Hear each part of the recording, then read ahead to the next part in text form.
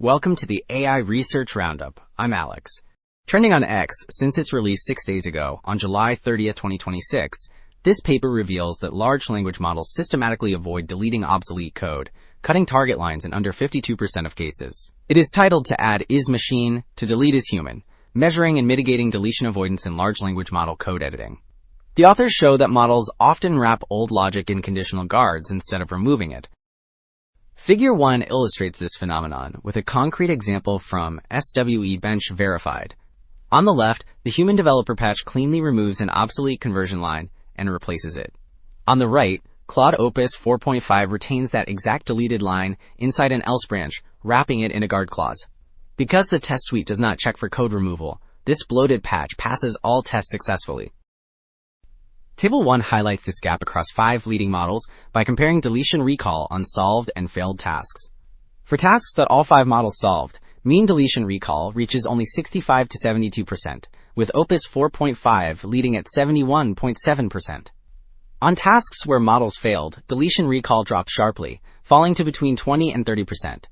The high delta values around 0.5 confirm that deletion avoidance is even more pronounced when overall performance degrades. Table 3 evaluates 4 frontier models on 34 retrofitted tasks using strict deletion checks. When evaluated on the original test suites, the overall pass rate reached 63%.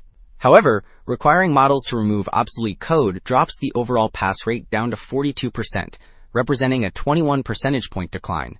Individual performance drops range across models, with GLM 5.2 and DeepSeek V4 Pro suffering the largest drops at nearly 24 percentage points each. This sharp drop demonstrates how standard benchmarks overestimate model capability when deletion is required. Figure 3 presents success rates and failure compositions across 12 models on the CanItDelete benchmark. Claude Opus 4.8 leads overall success at 79%, while open models like QN330B drop to 18%. For most models, incomplete deletion causes the majority of failures, frequently due to partial removal or adding code back. However, models like GPT 5.6 Sol fail mainly from over-deleting beyond specified target regions. While Figure 3 showed model performance, Figure 2 details the design and evaluation setup for the CanItDelete benchmark.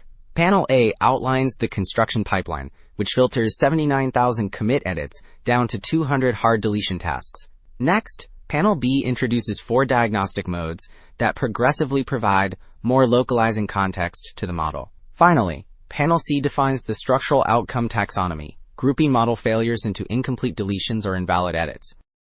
Figure 4 tracks model outcomes across 5 panels as prompt guidance becomes progressively more precise. Across frontier models like GLM 5.2 and Claude Opus 4.8, success rates remain flat through explicit prompts and region pointers. Providing exact line numbers finally drives success higher, pushing Claude Opus 4.8 up to 98%, while nearly eliminating incomplete deletions.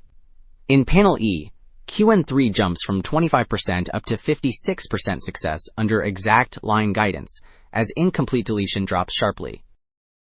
Table 4 summarizes the results when adding targeted deletion supervision during post-training for a 7 billion parameter model.